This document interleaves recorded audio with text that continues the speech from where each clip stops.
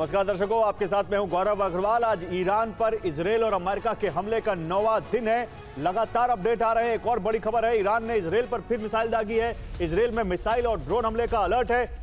Israel में चेतावनी वाले सायरन लगातार बज रहे हैं। तो 9वां दिन, लेकिन रफ्तार थमी नहीं है, बल्कि रफ्तार जरा से भी कुंद नहीं पड़ी है। और एक बार फिर ईरान ने इजरायल पर देखी किस तरह से मिसाइलें दागी हैं। इजरायल में बचने के लिए लोगों को शेल्टर लेना पड़ रहा है। सायरन लगातार वहां बज रहे हैं और इजरायल और ईरान, या कहें इजरायल, अमेरिका और ईरान, ये युद्ध लगातार ऐसे ही चल रहा है।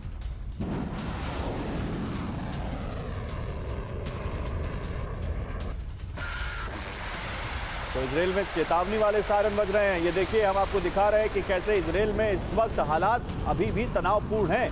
9 दिन बाद भी कहीं भी जरा सी राहत की उम्मीद नहीं है, ना इजरायल में न ईरान में। लगातार दोनों तरफ से एक दूसरे के खिलाफ कमेंट्री हो रही है, एक दूसरे के खिलाफ जमकर आप कह सकते हैं बहुत अग्रेसिव बयानबाजी हो रही है। और उसके बाद अब हथियार भी उसी तरह से लगातार चलाए जा रहे हैं, मिसाइलें भी लगातार उसी तरह बरसाई जा रही हैं। ड्रोन हो, मिसाइल हो, रॉकेट हो, हर चीज का इस्तेमाल किया जा रहा है। लेकिन इस बीच ईरान की सेना के प्रवक्ता का एक बड़ा बयान आ गया है। IRGC के प्रवक्ता कह रहे हैं कि अमेरिका इजरायल पर जवाबी कार्रवाई जारी है। जो मैं भी आपको बता रहा था कि 9वें दिन के बावजूद कहीं जरा सी भी रफ्तार हमले की धीमी नहीं हुई है। 60% यूएस बेस पर हमने मिसाइल और ड्रोन से अटैक किया है, यह कहा है IRGC के प्रवक्ता ने। 40% इजरायल के ठिकानों पर हमला किया है, यह भी IRGC की तरफ से कहा गया है।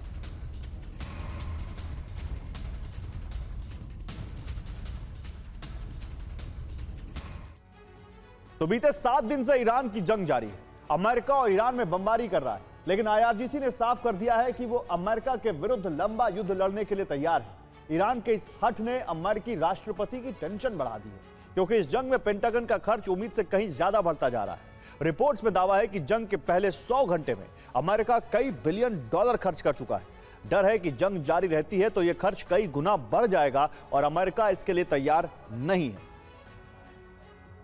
Centre for strategic and international studies यानी CSIS की रिपोर्ट के मुताबिक युद्ध के पहले 4 दिन में अमेरिका ने प्रतिदिन 8,173 करोड़ रुपए खर्च किए हैं, जो उसके अनुमानित बजट से कहीं ज्यादा है। अब पेंटागन जंग के लिए अतिरिक्त बजट का प्रस्ताव तैयार कर रहा है। वो 50 बिलियन डॉलर के बजट की मांग कर सकता है। ऐसे में ईरानी पलटवार की क्षमता को तेजी से कम करने के लिए अमेरिका को भारी गोला बारूद और मिसाइलों से हमले करने पड़ रहे हैं। वहीं दूसरी तरफ अरब देशों की रक्षा के लिए एयर डिफेंस मिसाइलें भी खर्च करनी पड़ रही हैं, जिससे अमेरिका के बजट में बेतहाशा बढ़ोतरी हो चुकी है।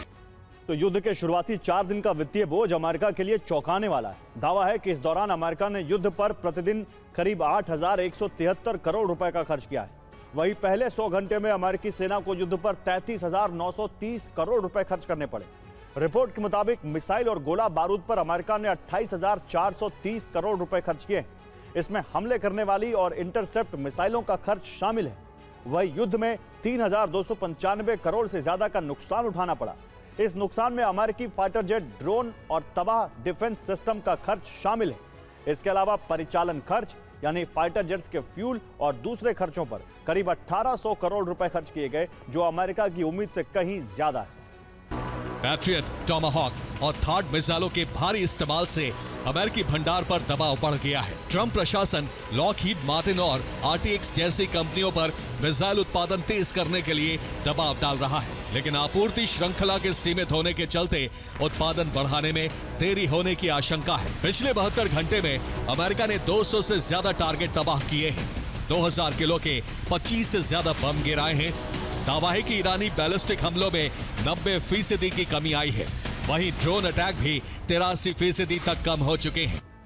और जंग के पहले ही हफ्ते अमेरिका अपने 3 फाइटर जेट गंवा चुका है। ये फाइटर जेट कुवैत में तबाह हुए। तबाह होने वाले तीनों फाइटर जेट F-15E थे, जिनका निर्माण साल 1995 में किया गया था।